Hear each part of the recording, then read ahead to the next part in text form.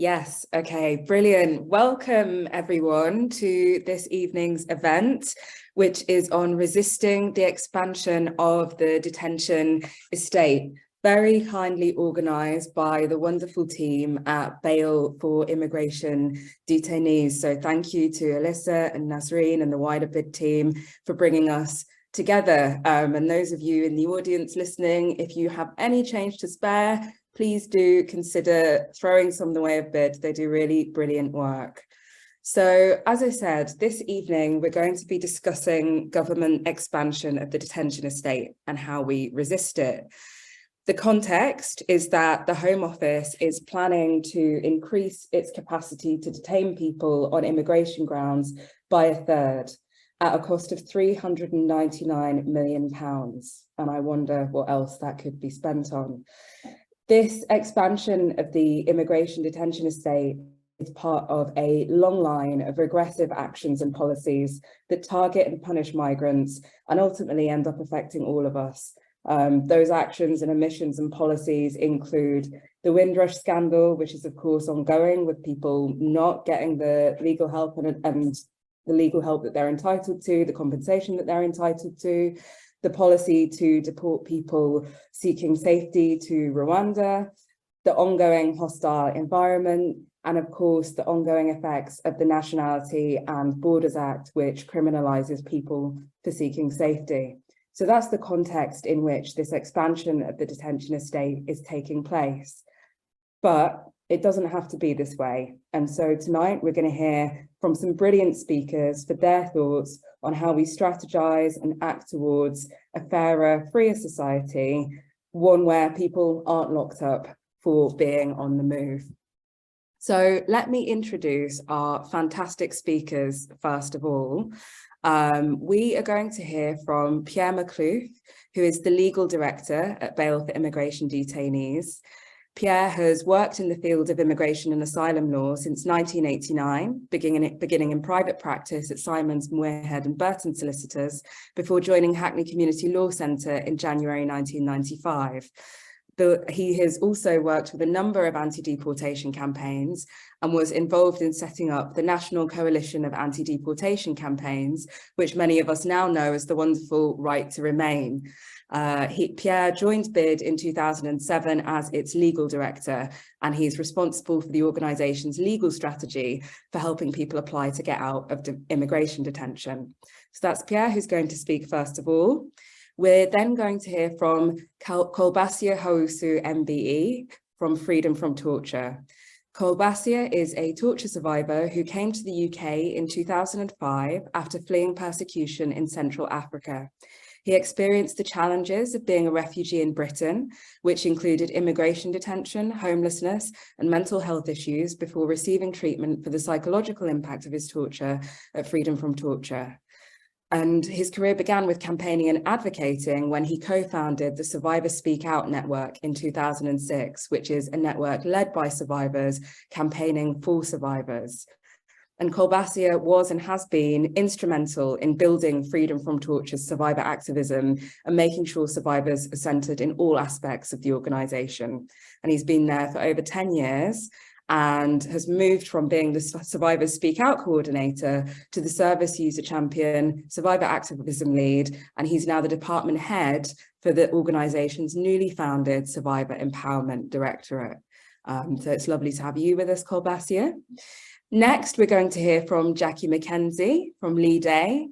So Jackie was a member of the independent advisory group that delivered the Windrush Lessons Learned review in March 2020, which resulted in an official apology from the Home Secretary. And Jackie has also represented and continues to represent hundreds of people affected by the Windrush scandal. And she's been working to secure the rights of Caribbean-born Britons, those who came to the country between the 1950s and 1980s legally, since well before the Windrush scandal hit the headlines in 2018. And Jackie has been a campaigner on the rights of the Windrush generation on themes including education, social welfare, criminal justice, civil rights, and some of those issues are reflected in her work at Lead A.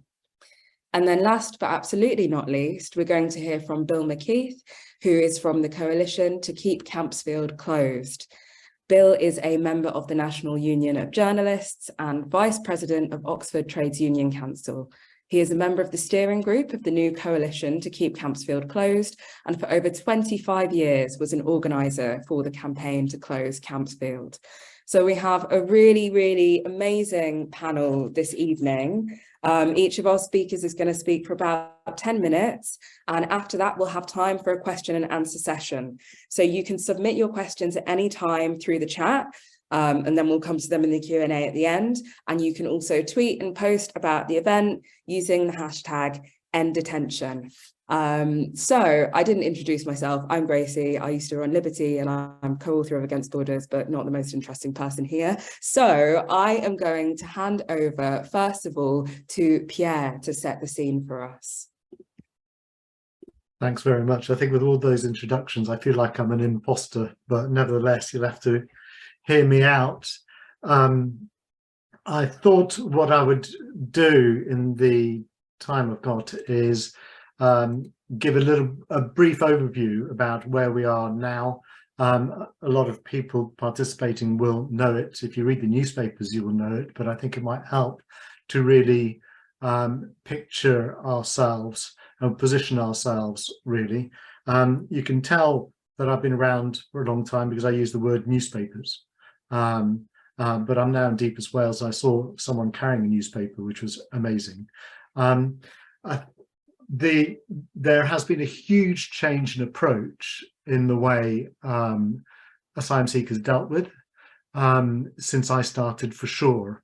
I started about 40 years after the introduction of the Refugee Convention, and it's now 30 years on. And I came across, among the hoarding of my papers, a policy instruction issued by the Home Office in September 1994, which I think illuminates quite and sheds light on how far we are now how far we've traveled. And I wanted to give a quote from it. It said, "The case for detaining an asylum seeker when he first makes his claim needs to be particularly strong.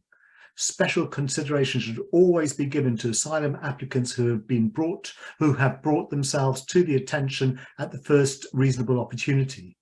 The presumption to release would apply, for example, to port applicants who seek asylum at the outset of their examination, and to illegal entrants who have brought themselves to notice when seeking asylum soon after arrival, provided they did not enter clandestinely." Now, of course, we've had the hostile environment in the meantime, and we have also had Brexit. And with Brexit, the UK made the decision extraordinarily to remove itself from the Dublin Convention. That meant that we have had a lot of boats arriving, and the reason for that was initially placed by the government upon COVID, because there were not many ferries travelling to the UK. I think that's absolute rubbish. When Brexit was approaching and the decision was still to be made about the Dublin Convention, I think nearly all immigration lawyers were completely aware that if we left the Dublin Convention, not only would it remove the ability of some people to apply to resettle in the UK as refugees or to have their asylum claims considered here, but it would also remove the ability of the UK to remove people abroad. And so in one sudden swoop, and the massive increase in the numbers of people arriving by boat was not coincidental. It happened also once Brexit took effect. People could, from that point, arrive not clandestinely, arrive on a boat and present themselves as required by the Home Office and apply for asylum. Now, the response to that has evidently been shock in the right-wing media, because this was not what was intended by Brexit, but also to resort, as has always happened, to ever harsher policies. And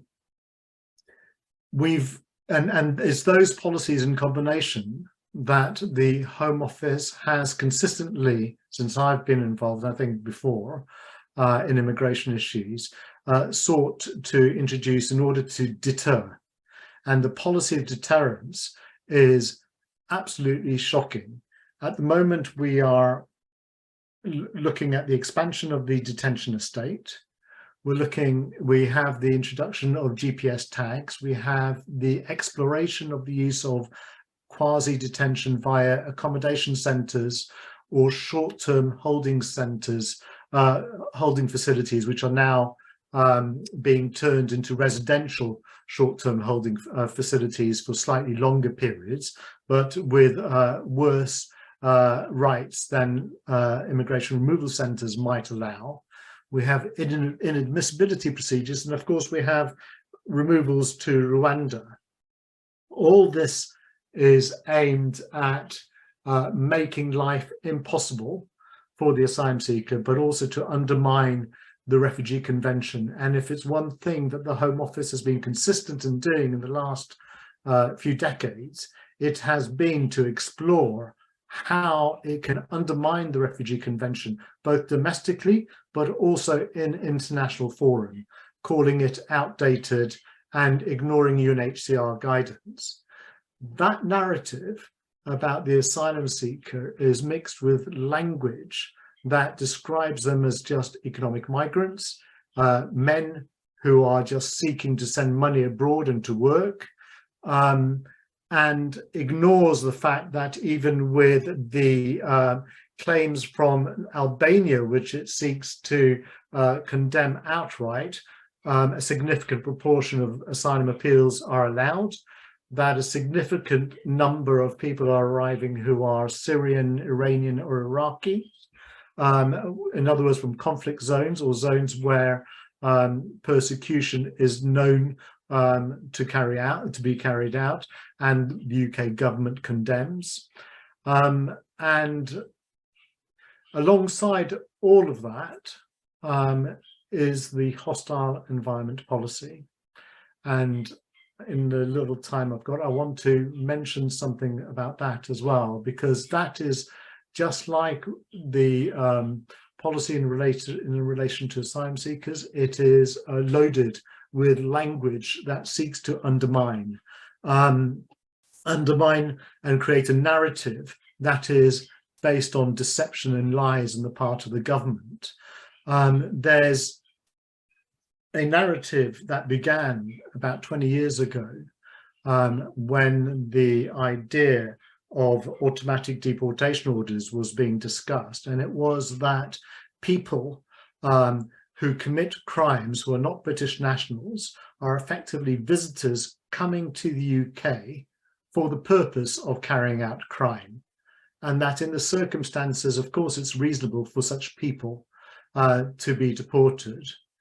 Further, of course, crime is bad, and there's been a progressive approach of undermining concepts like rehabilitation, undermining concepts like compassion, and pushing for the extremities of human rights law, which is, you know, the standards that have to be met in order to find a breach in human rights law are extreme. Despite this, the government tries to undermine human rights language and laws as well, trying to argue that they are too lenient. The focus, however, in BID's experience, the majority or a significant number of people that we deal with who are facing deportation have been born in the UK or have been brought up in the UK. Crimes have been committed not despite the fact that they were brought up in the UK, but in a sense, because they were brought up in the UK, they are part of our society. And while a lot of Home Office refusals state that someone is not socially integrated in the UK because they commit crime, as if crime is not British, the fact is that the very essence of their criminality is it usually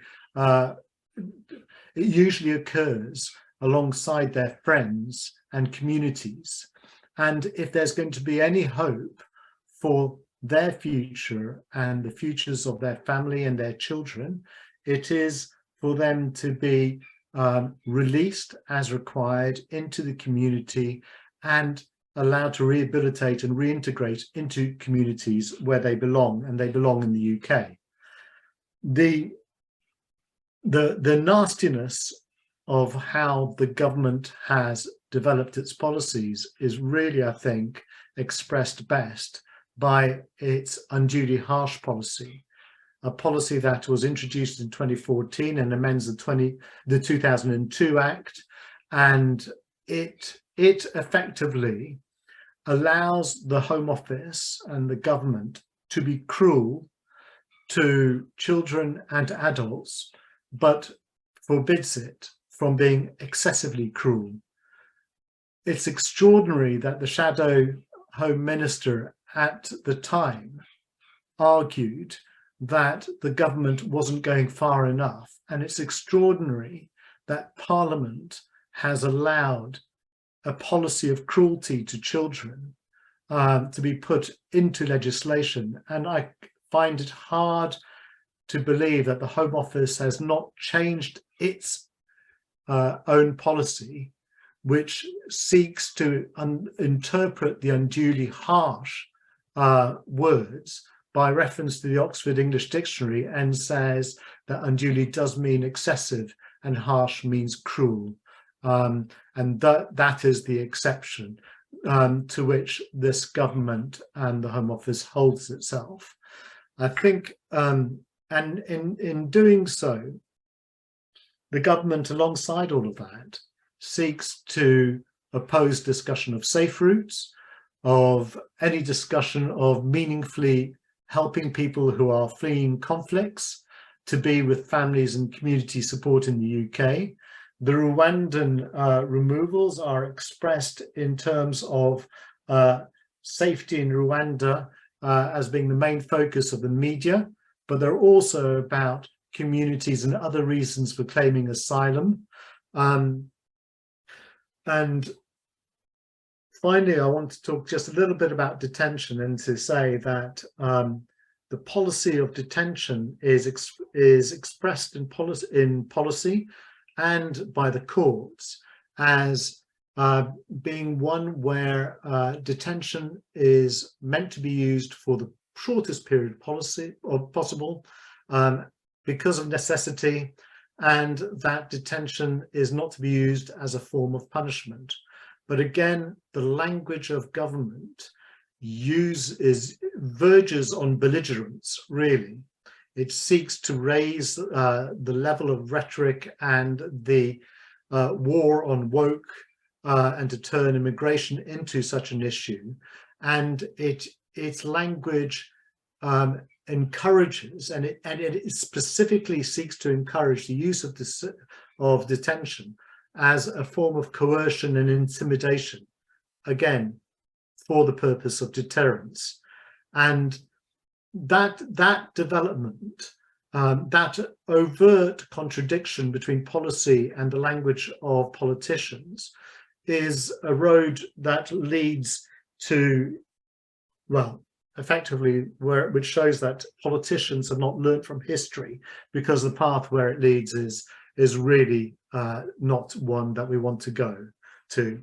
So the government, having gone through a period of reducing the use of detention, of acknowledging from what is known as the Shaw Report into the impact, the negative impact and the harm caused by the use of detention upon people detained for immigration reasons, it reduced the numbers of people in detention. And I think a quick explanation is the numbers have basically gone from, when I started in '89, from about 82 people detained at Harmondsworth Detention Centre. It went up to the early teens, 20 teens, to about over 4,000, with some people detained for 4 or 5 years, And then it went down during the pandemic to about 1,000, and now there's about 2,500 people in immigration detention, and space is being filled up. At a recent meeting, the Home Office said that its estate is about 50% full. That's 2,500, and it's now seeking to reopen Haslar and Campsfield and expand it. This is after some detention centres had been closed down. Those two, plus the Verne, Dover, had been closed down, all part of an acknowledgement of the cost and the harm caused by it.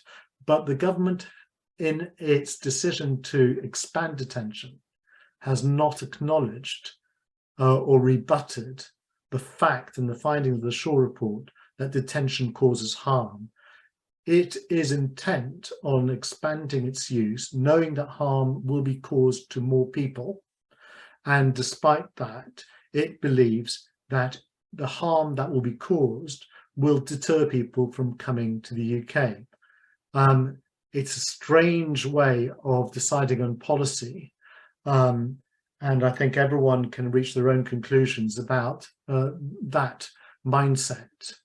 But while it goes on and while the expansion is intended, we will be around and we'll be supporting individuals and other NGOs with their work and trying to hold the government to account.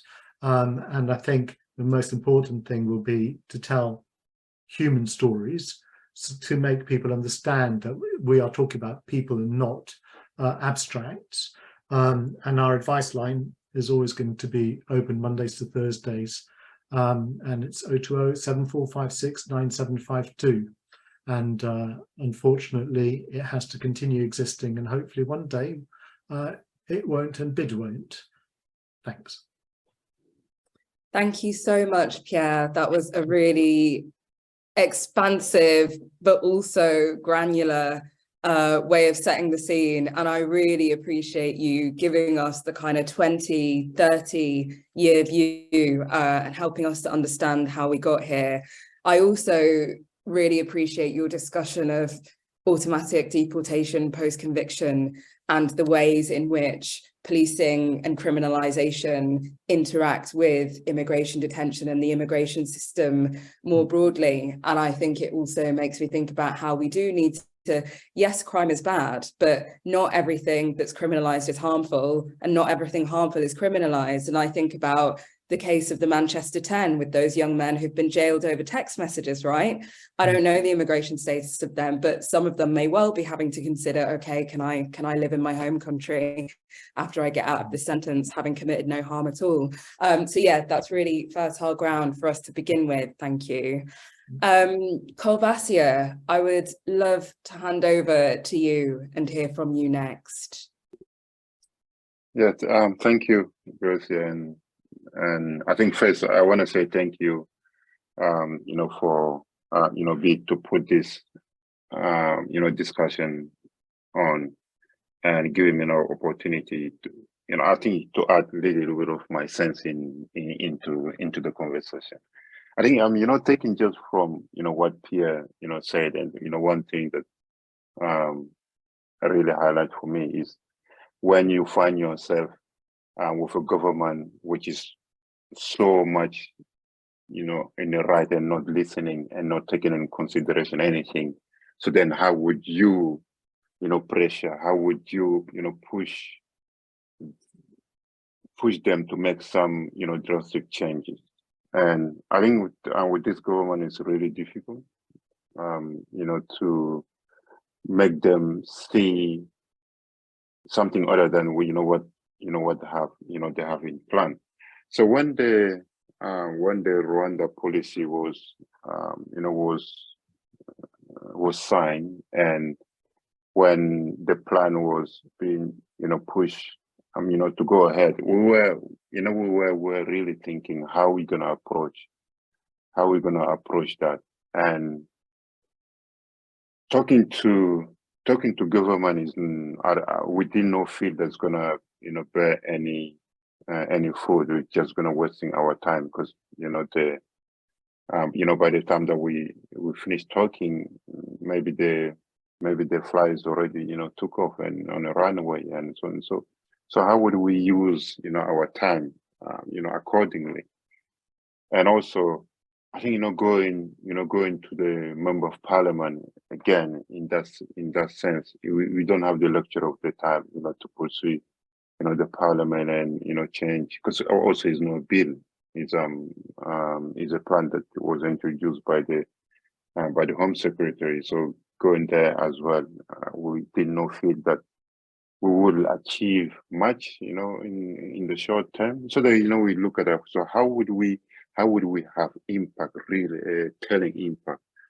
And then we start looking at two areas. One is the general public, the population, and to get sympathy in highlighting the issue with the policy, and the second target is any corporate that will be taking on board the contract and fulfilling the contract, and then we start looking at who's that.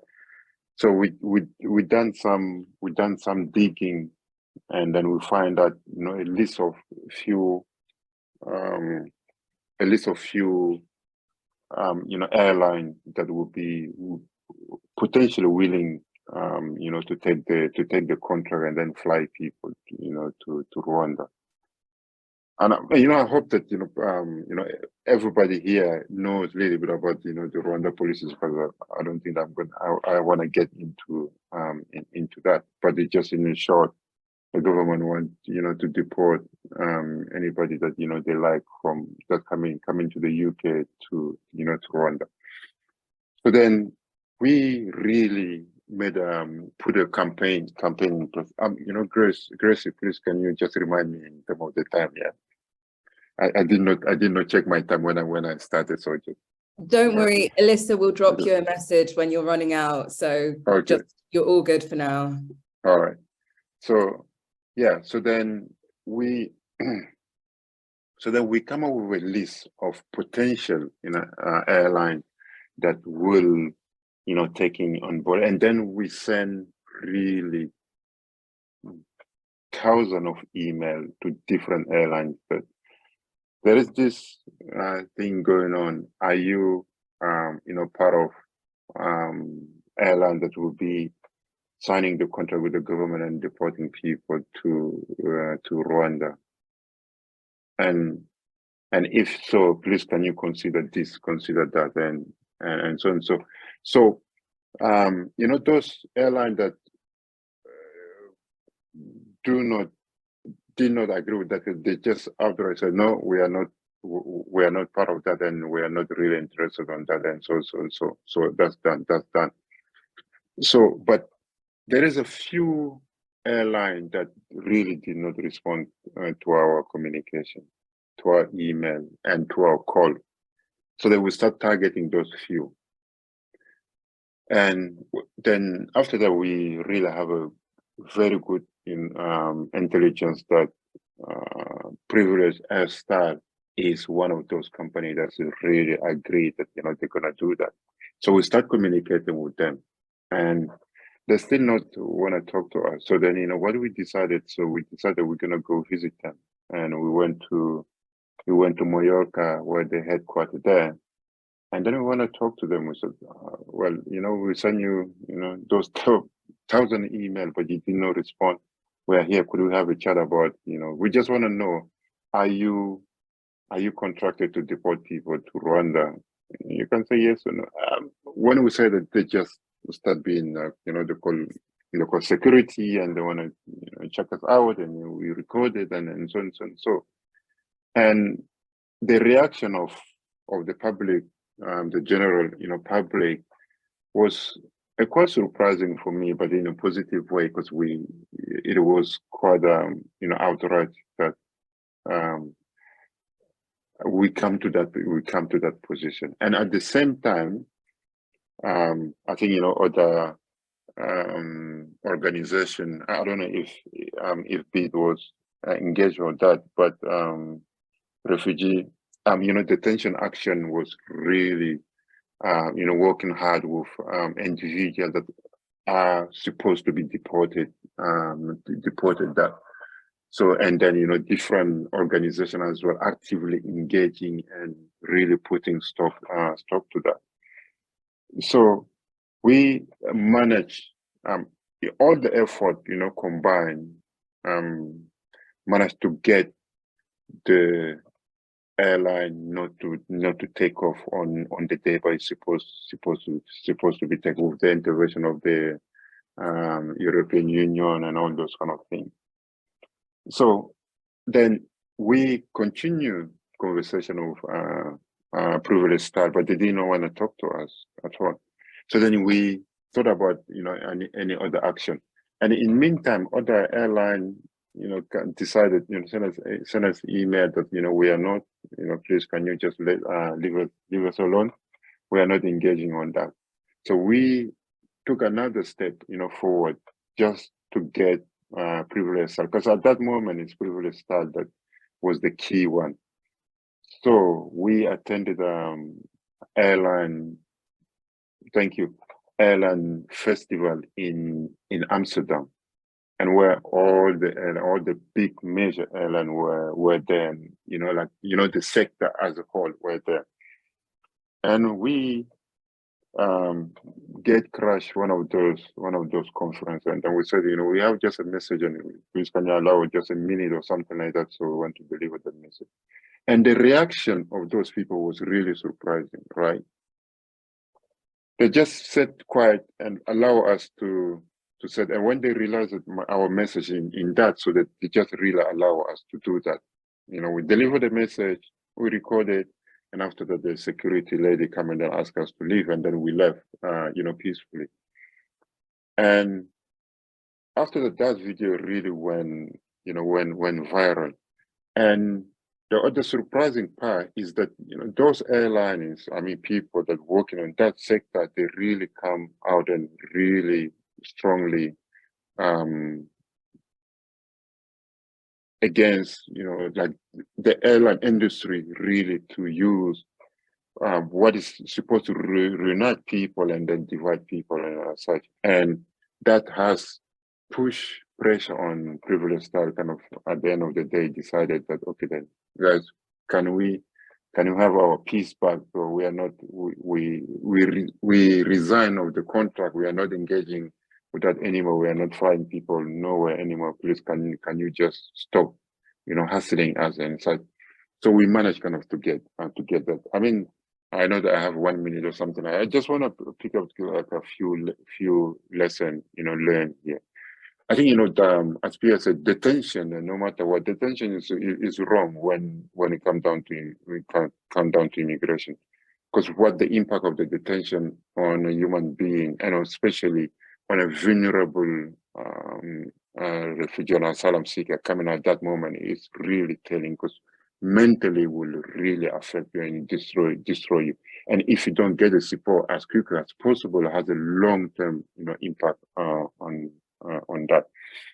And for us really kind of to fight against, for example, this type of government which have like a 70 to 80 majority in the parliament, is really for us to work together, right? To work together and to bring the majority of people together to make the changes happening. Because I don't see right now that the government is in a listening mode, because they have the objective and they're pushing that.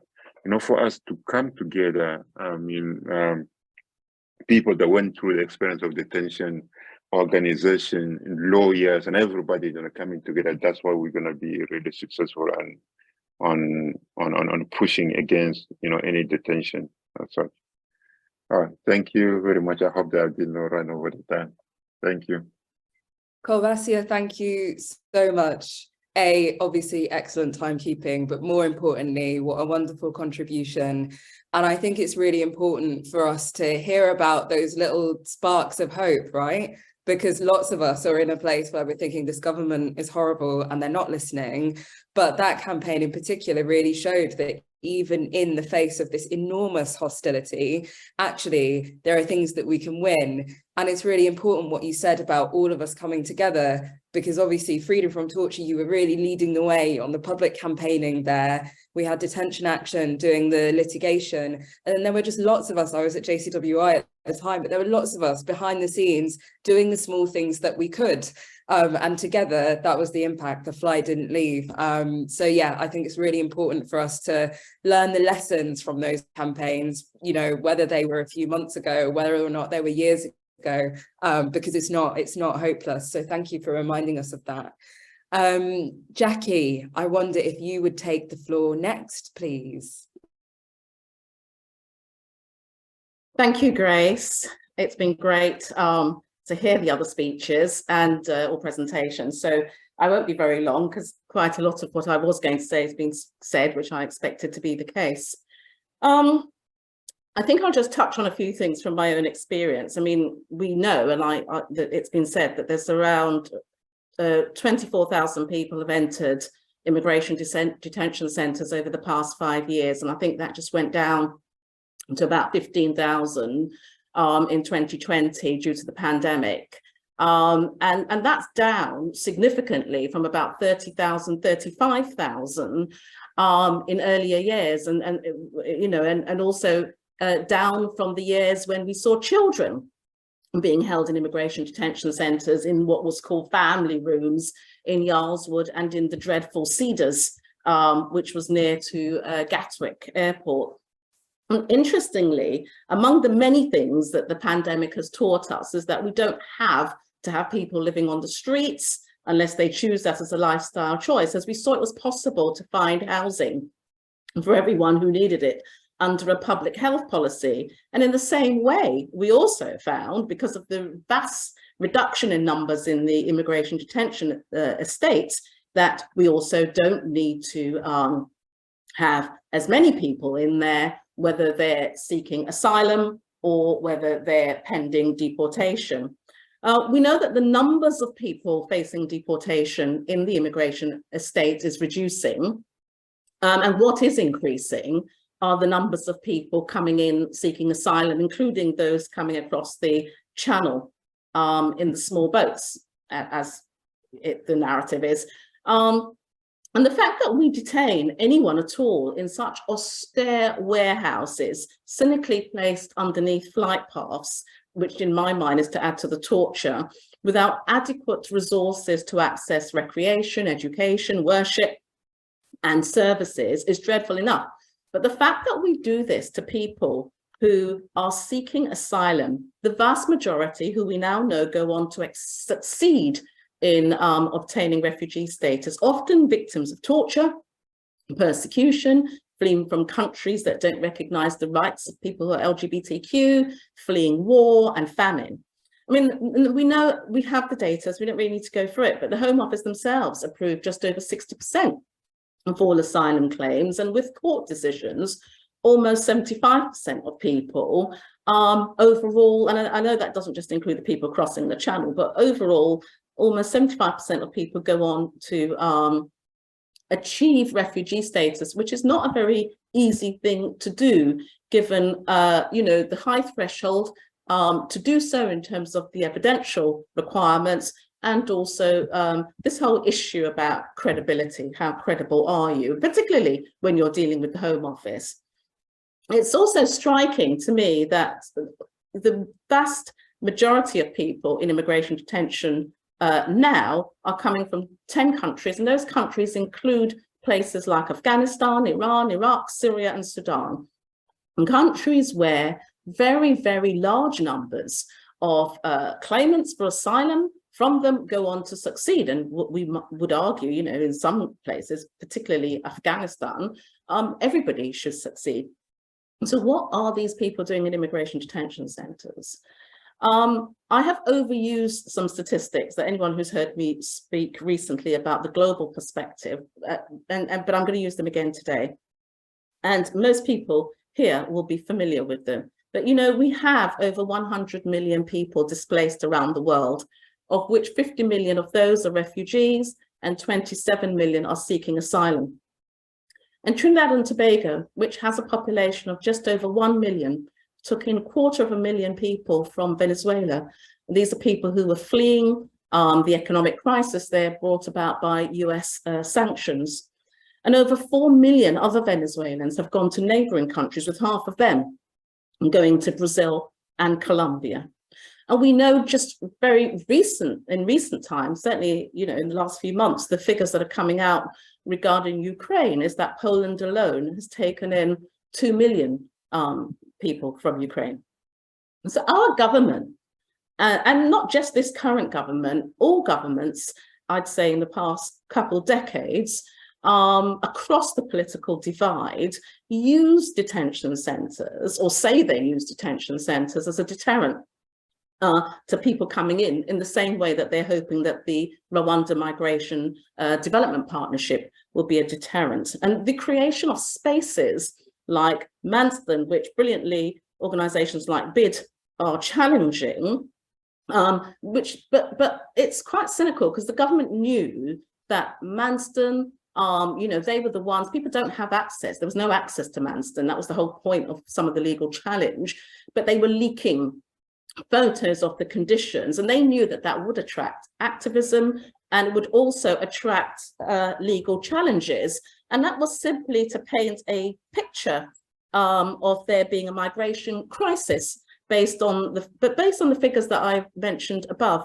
The UK, you know, does not have a migration crisis, especially as the evidence, particularly post-Brexit and from economists looking at the future of the economic requirements of the UK, particularly with its aging population, show that this country actually needs migration, which must mean, therefore, that the economists and the people who look at social geography and who are looking at planning and our future also know this. But it's very convenient to paint this idea that migrants are the problem. And that's particularly so because our governments are failing to deliver services and programs that help build an egalitarian society across housing, education, employment, any feature that aids to the quality of life of its citizens. And so instead they use this awful language about invasion and swarms, sadly to convince people that they're not the problem, that migrants are. And as I said, you know, with the 30 to 40,000 people crossing the channel each year, if you think about that in the global context of there being 100 million displaced people, there is no crisis in the UK. In a previous incarnation, I served as the CEO of a charity set up to support women in immigration detention and prisons. And I had offices in Harmondsworth, Colnbrook and Yarlswood, which most people will be familiar with, although Yarlswood has changed its designation, and in 4 women's prisons. Holloway, which is now closed, Bronzefield, Eastwood Park, and Peterborough.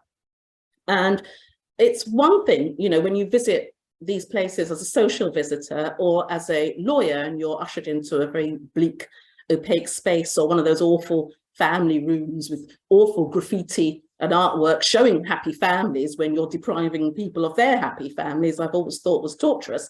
But, you know, all detention is awful. But what struck me, having a close-up look, because when you have offices in those places, you're not going into just those opaque and bleak spaces. You are actually going in to where people live, where they sleep, where they eat, where they have whatever little recreation is on offer, into their spaces of worship, which is always some makeshift thing that's not really adequate enough. And, you know, the psychological torture that people tell you they're experiencing, unlike prisons, and I know there are innocent people in prison, but more or less, most people kind of know why they're there, what they need to do to get out, and how they're going to get out. They usually have an end date of some sort, subject to parole. But in immigration detention, that isn't the case. And we know, I mean, I was one of the people, in fact, the case of Hassan Jamar Abdi, which lawyers listening will be fully aware of, who'd been in immigration detention for 3 years, was actually my case. many, many years ago, and he'd just been forgotten about in the system. And I only came across him because I was actually visiting somebody else, and he came up and said, could he have a word with me? And I thought, well, no, I've got to go. In the end, there was something about him. I just turned back, our eyes met, and he told me he'd been in immigration detention for 3 years, and I didn't believe it. Went away, got his paperwork, and he had been just lost in the system. We're just torturing people, and if it weren't for if it wasn't for organizations like BID and Detention Action in working in, and they're stretched, they don't have enough resources to deal with the problem, it would be far worse for people in there. I mean, the fact that, you know, you're not held as a prisoner, although effectively you are, but you don't have full access to an internet. You get some sort of weird system where you can email, but you don't have full access. You can't work on your cases. There are no proper books. I mean, in Yardswood, the book that was mostly on display was, well, in fact, it wasn't properly a book, it was a pamphlet. And it was how to get back to your own country. So there was one coming home to Jamaica, and coming home to Romania, and coming home to Nigeria.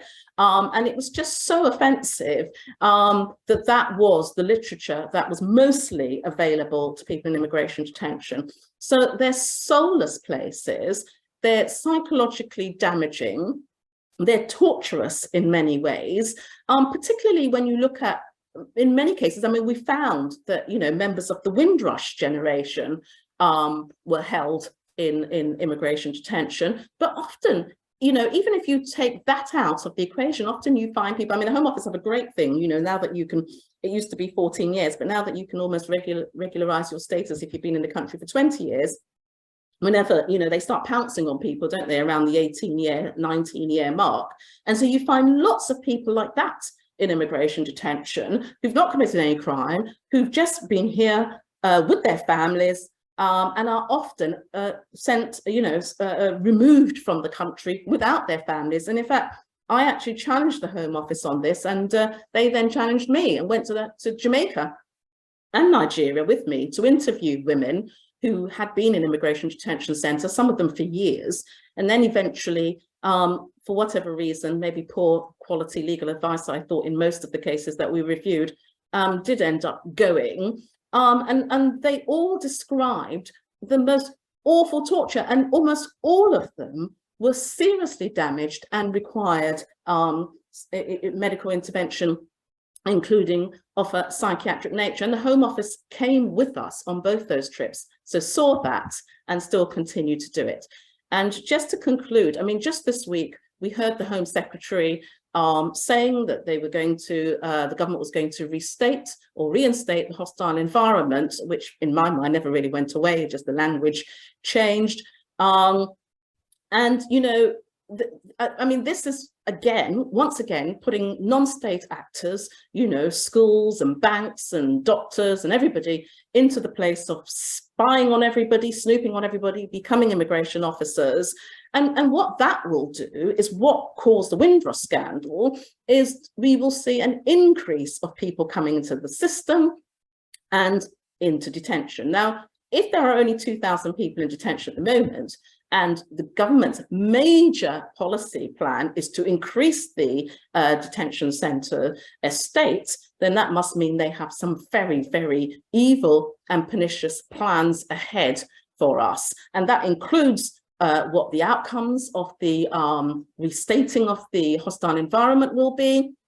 It includes ignoring some of the important recommendations in Wendy Williams's Windrush Lessons Learned report, which included having a migrations commissioner who'd be able to keep some of this under check. And it goes hand in hand with this idea that a government, and I don't want to be party political, but a government that's looking at the polls, is looking at the data, is feeling fearful, knows that it's not delivering, is purely going to use the idea of migration as its way of frightening people into voting for them. And it is just really, really appalling, even though we now know, so it's not going to work, because we now know from the Oxford Migration Observatory, particularly post-Brexit, attitudes to migrants are actually shifting. We also know that it's no longer in the top 10 issues that worry people. Various pollsters have discovered this in the past year or two, that it's no longer in the top 10 issues that bother people in terms of how they're going to vote. The government haven't quite picked up on this. And so they're going to continue to use migrants as the bogey people in which they hope that they might win an election. But we must, I mean, we don't have clear-cut strategies as an alternative to detention. We must look at some of the community-based services. And I've run out of time, so I can't really, I did have some case studies and I won't be able to go through them. But Australia, for instance, although they have had some of the most awful offshoring of people where you know, women have been raped and children have suffered sexual abuse, and some of their offshoring of detention centres, they ironically also had a scheme where people stayed with families that were happy to have people on immigration bail in their homes, and thousands of people went through that scheme. My own practice shows me that most people, the government can't have it both ways. You know, they say that people, well, even if you're coming here as an economic migrant, it means you're coming because you want to succeed, you want to achieve for you and your family. And people don't therefore disappear. They don't go and hide into the system. England is not, or the UK rather, is not an easy place to hide in. People want to try and get through the system. They know they can do it. Most people making any sort of application to the UK are doing so from a genuine perspective. And so, you know, this whole idea that we need to lock people up, lock them up for years, lock them up indefinitely, put them in these dreadful warehouses, treat them in the most appalling conditions. And these places are run by people who aren't properly trained. It's a private sector operation, often people who've been sacked from the army or discharged from the army or from prison guards and so on. I mean, I've seen, as I've had that close up in the immigration detention centre estate, how some of the staff speak to people. It's appalling. And I think we must really think about our activism around this. We can change things. As I said, it's no longer in the top 10. Oxford Migration Observatory have shown that attitudes are changing, so we can win it. It's hard, it's very hard to win debates around migration, but they can be won, and we have a duty to keep doing this. Brilliant. Thank you so much, Jackie. Very galvanizing, I think, and leads really well into our final contribution, which is centered very much on lessons learned from campaigning and what we should be taking into the future. Bill, can I hand over to you and invite you to be concise if you can? Right, thanks. Yeah, campaigning in the community was the topic I was given, and I hope there's some pointers here. The anti-detention movement is much stronger, qualitatively different, when the community that is directly affected by immigration detention is central to campaign. So it's a petition by Agnes Toner of Women for Refugee Women that calls for Haslockfield or Derwentsside to be closed. Another former detainee, Alan, leads the online petition for Campsfield to be kept closed.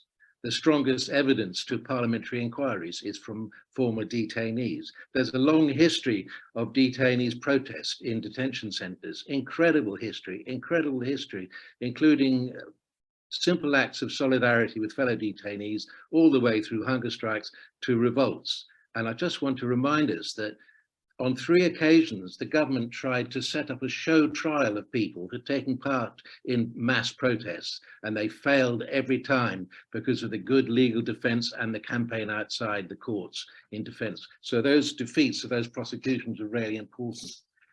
Campsfield was a 190 place, later 280 place, state-of-the-art so-called immigration detention centre when it opened near Oxford in 1993. And it closed in 1918. It was run by the private company Group 4 for profit. That set a pattern for most of the big centres that were to open under New Labour.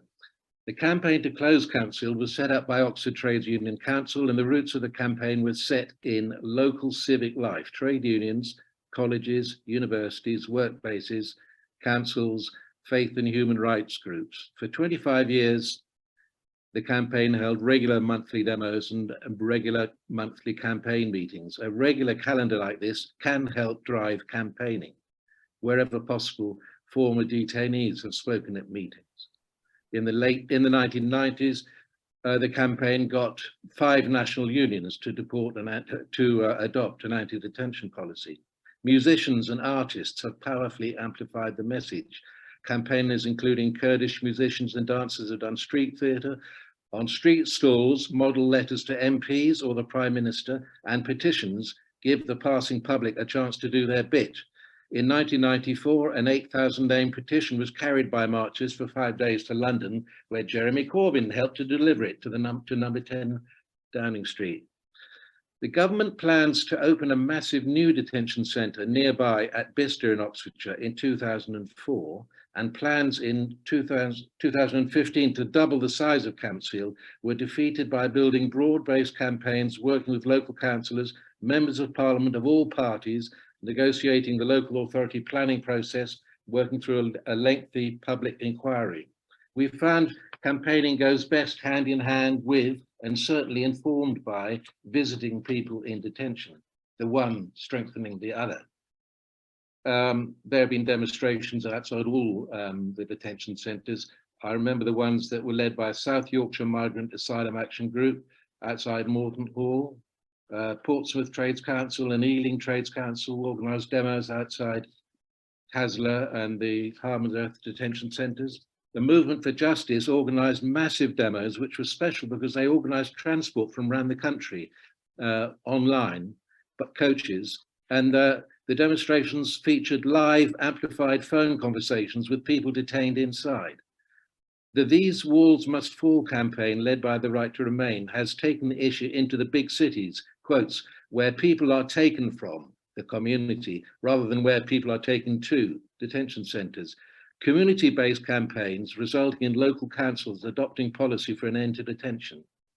A fuller account of all this is on the Oxford Against Immigration Detention website. With the Institute of Race Relations, Campsfield campaigners organised a coalition against immigration detention. Later, they set up the Barbed Wire Britain Network to end detention. They helped to set up the Detention Forum, and they work with MIGEUROP, the European Anti-Detention Network, I would recommend to you. Recognising the important work of BID, Detention Action, Medical Justice and others, I would like to mention the Detention Forum, which calls for an end to immigration detention. It has over 50 member organisations, local and national. It shares information, it organises webinars and roundtables, it develops the arguments against detention, it supports new anti-detention groups, it promotes political and grassroots campaigning. Since 2012, the Detention Forum has been at the heart of putting Detention Forum on the political agenda. In 2014 to 15, it supported the all-party parliamentary group's detention inquiry and provided much of the evidence for a report which led to the extraordinary victory of a new government policy in 2016 to detain fewer people for shorter periods and explore alternatives to detention. If you're not a member, please think of your organisation joining Detention Forum. So as Pierre has already said, the detention centre numbers, places fell, and 4 detention centres were closed. But with the election of Boris Johnson in 2019, there's been a reversal of government policy. And how have we faced up to it in campaigning? The surprise opening of Hassetfield, now called Derwentside, Women's Detention Centre in Durham in late 2021, was preceded and followed by a broad-based local campaign called No to Hassetfield that has monthly main demos and campaign meetings, weekly short vigils, monthly religious vigils, a host of other activities involving MPs and councillors, as well as anti-racist student, trade union and cultural organisations. It is very impressive what they have accomplished in 2 years. Quasi-detention has reared its ugly head. Yards Wood Befrienders, Women for Refugee Women and lawyers Duncan Lewis stopped a new asylum seeker camp being opened at Yards Wood. Government plans for an open accommodation centre on Ministry of Defence land at Linton-on-Stour in Yorkshire were defeated last year with local opposition led by Ripon City of Sanctuary, among others, and plans for another at Barton Stacey in Hampshire were dropped after opposition including local MP and former Home Office Minister Caroline Noakes. Local people opposed the use of army barracks at Pengelly in Pembrokeshire and Napier in Kent to house asylum seekers, while supporting those detained. At Pengelly, detainees organised to get it closed, but despite damning reports, Napier remains open. The use of RAF Manston as a closed accommodations centre provoked a storm, and a local coalition has rapidly built up to demonstrate support for those detained. Then there were the June and September announcements last year of the rebuild and reopening of Campsfield and Haslar, closed detention centres near Oxford and Portsmouth respectively. Around Haslar, there have been a number of online meetings convened by AVID, Association of Visitors to Immigration Detainees, and attended by local former visitors to Haslar detainees, Portsmouth City of Sanctuary, trade unionists and anti-racists and anti-detention campaigners from elsewhere. Last week, local people lobbied the Home Office local so-called drop-in about its plans with quotes, "Keep Haslar closed," leaflets and posters. So far, the local Tory MP supports the government plan. The coalition to keep Campsfield closed, for over Campsfield, the Oxford Against Immigration Detention, which took over after the Campsfield close, approached the charity Asylum Welcome, who agreed to set up a joint coalition. Within weeks, we had an online meeting with 40 people and then a town centre demo with 80 people. We got a £500 donation from the local Unite Health Union branch, and of course, BID launched its letter writing campaign. We have support from the Lawyers Lead A. It was a letter from Lead A that led to the Home Office dropping its expansion plan for Campsfield in 2016. Councillors have won a majority for motions opposing the government's plan in Oxfordshire County Council, Oxford City Council, and after next May's local elections, we hope to win a vote in the planning authority, Cherwell Council. In October, we demonstrated at Campsfield as potential bidders for the Home Office contracts arrived to view the site. In November, we demonstrated at a Home Office propaganda drop-in. All this generated media coverage, which is key to winning the argument. With the group Divest Borders, we've enlisted the support of Oxford University Student Union with a view to getting senior academics to write to the Prime Minister to oppose the reopening. In previous years, working with University Amnesty International and STAR groups has been very important. We're fortunate to be able to work closely with the local MP, Layla Moran, who immediately denounced the government plan. I believe her strong stance and activity is a result of decades of powerful local grassroots campaigning, as well as her own opinions. She organised an adjournment debate in Parliament on the 28th of September. She sponsored an early day motion. There's still only 22 signatories, so we need to get that number up. Please ask your MP to sign that motion, that early day motion about Campsfield. Her office is convening a meeting of local councillors, and she asks very useful parliamentary questions. So if I could say one thing, only one thing tonight, it would be this. It would be that the movement for solidarity and against immigration detention is incomparably stronger now than it was 20 or 30 years ago. We should take heart. Thank you very much, Bill. Again, really granular, but also so encouraging. And I hope that people are taking heart. So while we've been listening to these brilliant contributions, we have had some questions coming into the chat, which I am skimming. Great questions. So I wonder if we could start with a question that has come from Emma, who says, "I'm always shocked to realise that the use of immigration detention for administrative purposes is a relatively recent innovation. Campsfield House opened in 1993, Yarlswood in 2001. Is there a cautionary tale here about how quickly we become habituated to such cruelties?" And Pierre, I wonder if you want to respond to this one. Oh, and you're on mute. I think absolutely, and I'm immediately drawn to 1990 when I was working on refugee issues, and I read about the treatment of asylum seekers in France, and where they weren't receiving any support and they had to access some state support. And I said, no way would that happen in Britain? Would they remove benefits from asylum seekers? Within 2 years. They're now repealed, but they introduced the 93 Act, and then the 95 Act abolished benefits for a whole category for everyone who applied for asylum from within the UK. And then the National Asylum Support Service was set up, and then we campaigned to argue that that service, which placed people into asylum seeking accommodation, set people up to be targets. And then we had the death of an asylum seeker up in Glasgow. And so, but it all became normal. It all, you know, the way asylum seekers were supported became normal, and detention expanded very quickly. Harmsworth went from 82 to a newly built detention centre, which is a prison, really. It's not a detention centre. It's like an HMP. It has different rules applying to it, but that is all. People, you know, we went from the intention of the detention centre rules, which was saying that detention is not meant to be for the purpose of punishment. People have not been convicted of crimes, to a world where suddenly people were being locked up. Before, cells were never locked. Then it's normal for people to be locked in cells. And if ever anyone's been in a cell or in a room where the key has been turned and they're there for an hour, they will know it's not pleasant. And people like judges, immigration judges in particular, you will find some who will even make comments like, the person, you know, person's appeals in 2 months' time. That's 2 months is okay. It's going to be very soon.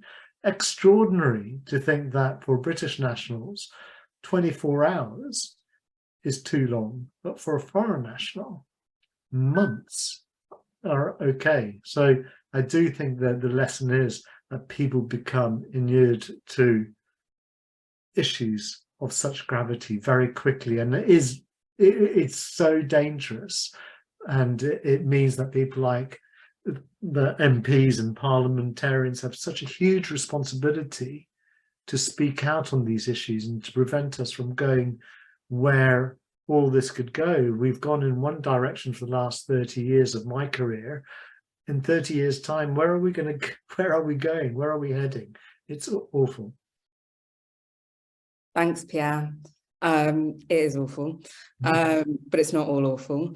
Kolbasia, I wonder if I could ask you, a couple of people have asked questions essentially about influencing the Labour Party in the expectation that they may win the next election and are currently the official opposition. I just wonder, from your perspective at Freedom from Torture as an influencing organisation, what are your thoughts on that? I think currently the Labour does not inspire too much confidence, in a sense, which I think if you see, you know, the language of the, you know, because basically, you know, we did try, you know, very hard kind of to get, you know, the Labour Party into being a little bit in opposing the government, but we did really struggle, you know, to get the Labour Party, you know, in the current situation to go a little bit stronger, you know, opposing, because if you can hear, you know, Keir Starmer language on immigration, on issues on the immigration, is he kind of play like a 50-50. He wanna please everybody and so on, so it's not. But I'm not saying that is a doom and gloom. But what I'm saying that, for example, you know, like certainly election is going to be coming, you know, in at least couple of years, and it's the moment where we need to start influencing, you know, party manifesto, right? So the moment is really now, and we need to go a little bit harder. The first step, I think, for me, the first step is that we need to make sure that, you know, party feel that, you know, the general public are not embracing, you know, those negative narratives. And if they see that that's what they feel, the political party, they fear losing voters. And if we make them understand that, you know, if they go that way, they may lose the voters, and then we're going to bring them into the table for better conversation. But the moment is really right now, really to push, you know, on in influencing manifesto. Thank you. Thanks, Kobasia. That's a really helpful reflection. I'm going to try and barrel through these so that we can answer as many questions as possible. Jackie, we have a question from Crispin, and you spoke specifically about the public becoming less anti-migrant. The question is really, any ideas why people are becoming less anti-migrant, and is there anything in that trend that you think campaigners can capitalize on? The perennial mute button. I think everyone's sort of touched on it, because everyone's talked about how activism has increased. You know, I'm always amazed when I go around the country and I see, you know, it could be just two women running, you know, a little kitchen or a drop-in centre for refugees and asylum seekers. Across the country, there are initiatives. So across the country, there are really good people who care and are raising the profile. Communities are coming out and meeting migrants. It's no longer this kind of mysterious us and them.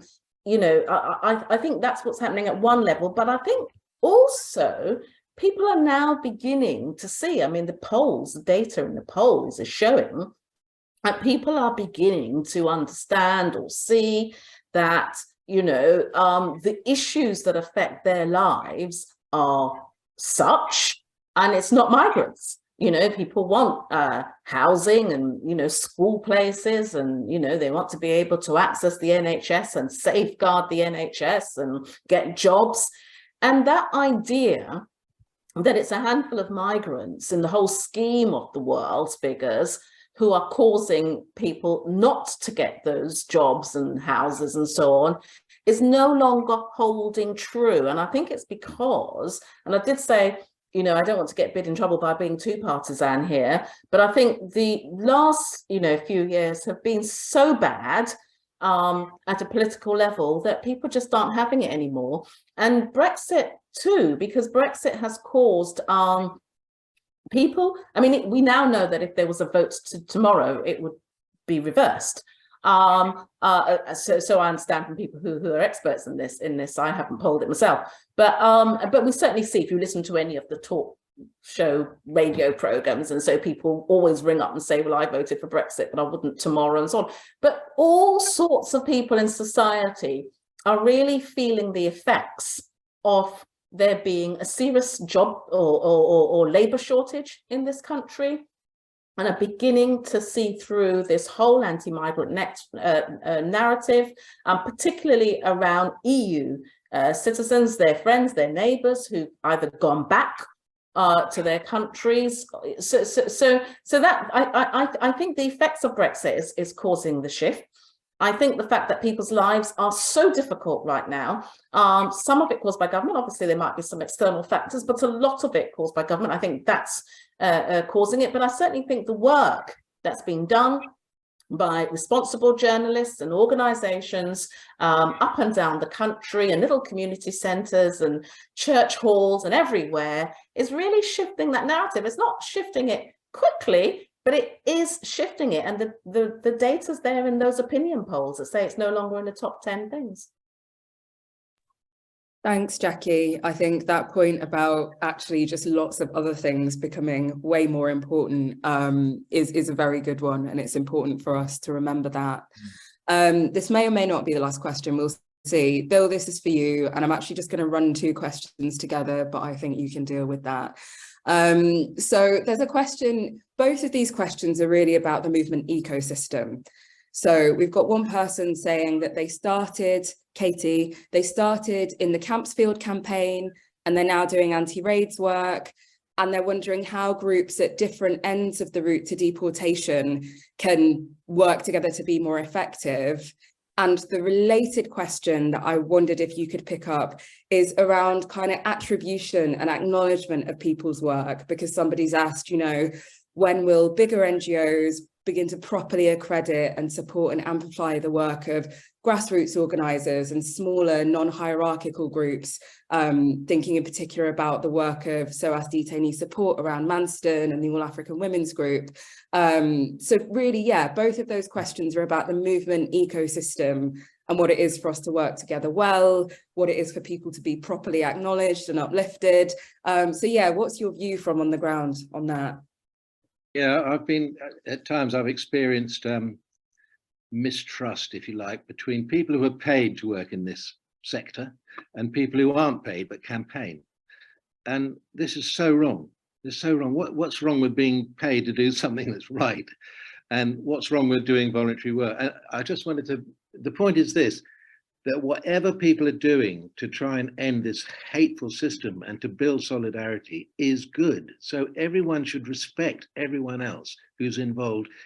There's huge gamut of actions that take place, little acts, big acts, you know, anyone who's doing anything should be respected by the other people. Now, I say that because if you do that, then you can work together effectively. But if you don't, you can't. And that suits the powers that be, you know, a lot. There was another thing about that what Katie was saying. Yes, I'm not quite sure I understood the question, but I was suggesting that one should always look for developing mutual acts of solidarity, because that is a way of building respect and support for one another, and that helps to build a movement. Sorry if that's a bit vague. I don't think it's vague. I think those are important principles. Thanks, Bill.